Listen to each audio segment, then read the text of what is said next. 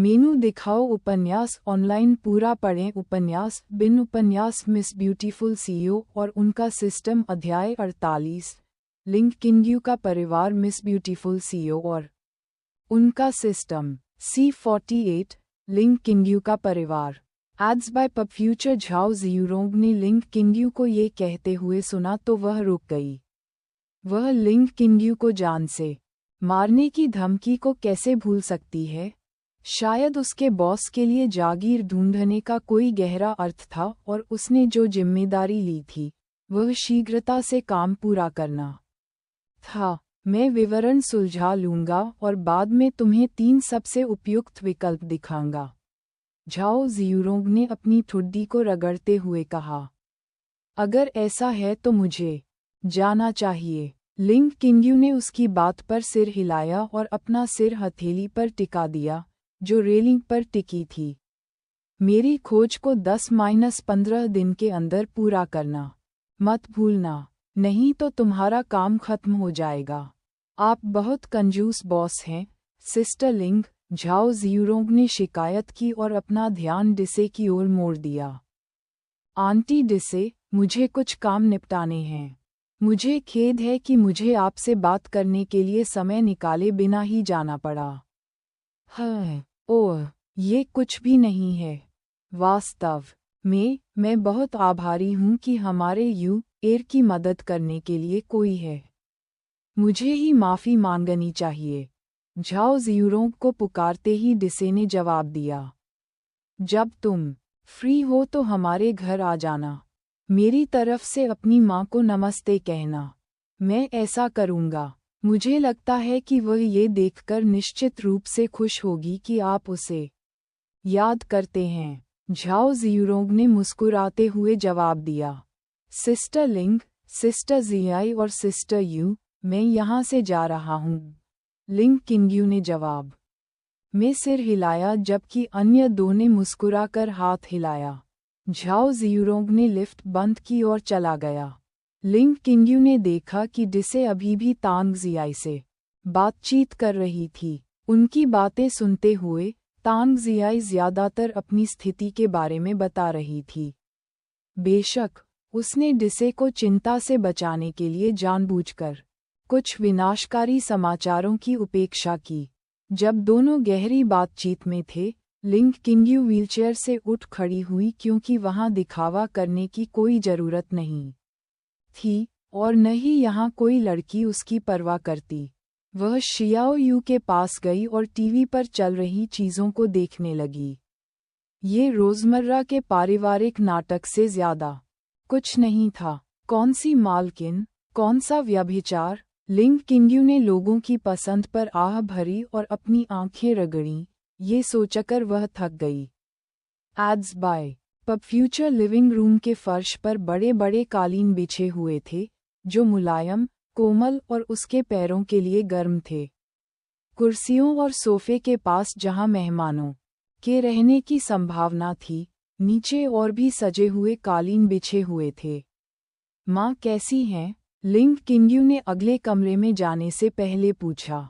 अरे, डिसे ने निराशा में आह भरी। वह अभी भी अपनी ही दुनिया में है। कभी पेंटिंग करती है, कभी सिर्फ नाटक देखती है। लिंग किंग्यू ने सिर हिलाया और अगले कमरे में चली गई। हालांकि डिसे ने कुछ नहीं बताया, लेकिन वह सब समझ गई। शुरू में लिंग किंग्यू इस दुनिया में अपनी माँ से मिलने के लिए उत्साहित थी। अपनी यादों को विस्तार से याद करने के बाद वह असंतोष में कराह उठी। जीवन ने उसे कठिन बना दिया।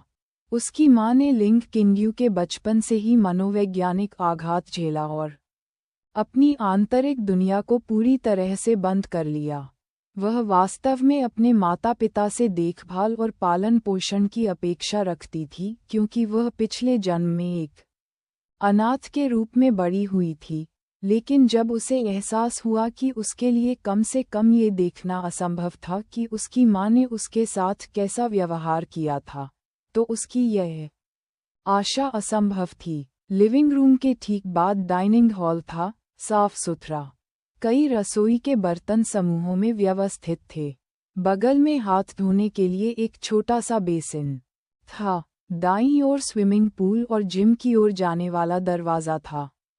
दूसरी तरफ डाइनिंग रूम से जुड़ा किचन था और वहाँ एक कांच की दीवार थी जहाँ से वह ऊंचाई से बाहर का नज़ारा देख सकती थी। परिधि पूरी तरह से कांच की थी, बाहर से कुछ भी नहीं देखा जा सकता था। यह एक तरफा कांच था। वह सीधे आगे चली गई और अंदर का स्थान अब बाहर से कांच के माध्यम से देखना संभव नहीं था।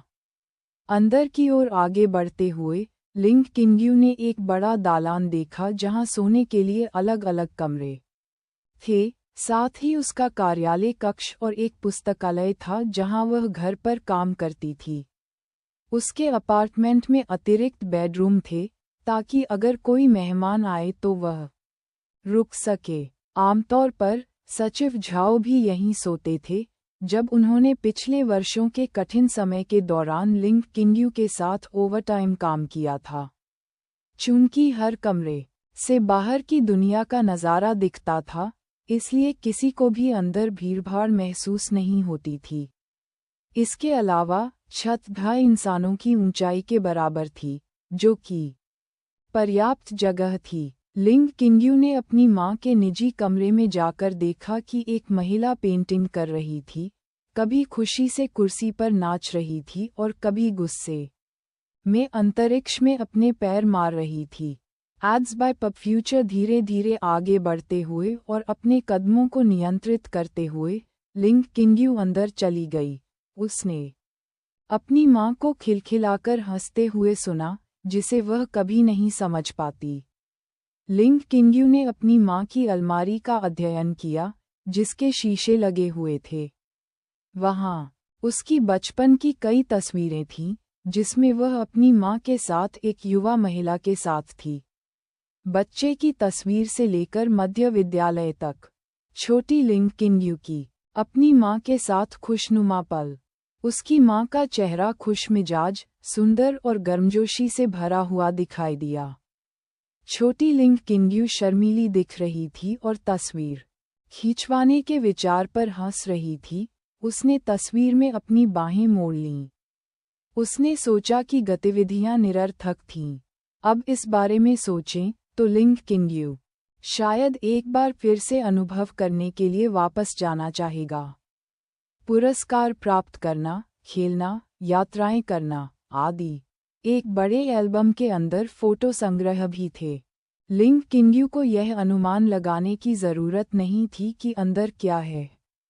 उसने अपनी उंगली को कांच पर धीरे से घुमाया।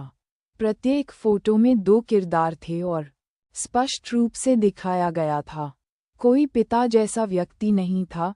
हटट नॉवल बनट। लिंग किंग्यू की आंखें अपने सस्ते पिता के बारे में सोचकर काली पड़ गईं। जैसे ही उसने गिलास से अपना हाथ हटाया, उसकी सांस तेज हो गई। उसने अपने दाहिने हाथ को मुट्ठी में कस लिया और उसे अपनी नाक के सामने लाया, अपने अंगूठे को बाकी उंगलियों से रगड़ते हुए। उसने जोर से सांस छोड़ी और उसके हाथ बगल में लटक गए। उसका सिर ऊपर की ओर देखने लगा और इस प्रक्रिया में उसने बहुत सारी हवा निगल ली। असहाय, वह मन ही मन कोसने के अलावा और क्या कर सकती थी। वह निराश थी, लेकिन उसका व्यापारिक साम्राज्य उसके पिता के पारिवारिक समूह की विरासत के आसपास भी नहीं था। पिछले लिंग किंग्यू से उसे जो कुछ भी विरासत में मिला था, उसने वास्तव में उसे प्रभावित किया। लिंग किंग्यू ने मुंह सिकोड़ते हुए कहा। शायद उसकी ताकत पहले ही उसके पिता से आगे निकल चुकी थी, जैसा कि वह हमेशा से चाहती थी, लेकिन वह अब वहां नहीं था।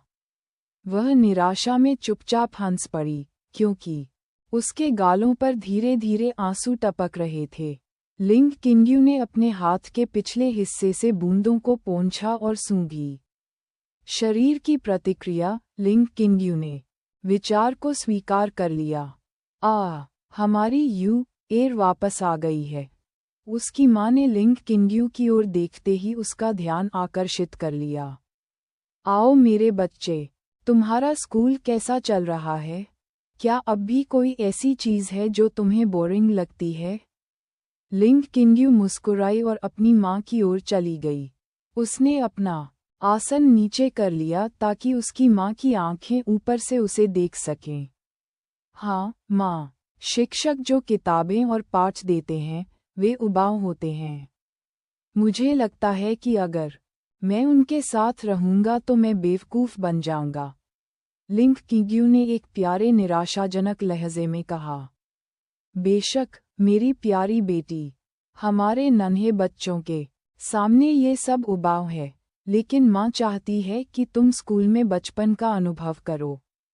जब हमारी नन्ही बच्ची बड़ी हो जाएगी, तो माँ तुम्हें दुनिया भर में ले जाएगी। लिंग किंग्यू ने अपनी माँ से बात की लेकिन उसकी आंखें लाल हो गईं और रोने की धमकी देने लगी, जिससे उसे हर बार अपना सिर नीचे करना पड़ा और आंसू पोंछने पड़े। दरवाजे पर खड़े होकर उनकी बातचीत को देखते हुए डिसे ने अपना मुंह ढक लिया और दृश्य से दूर हो गई।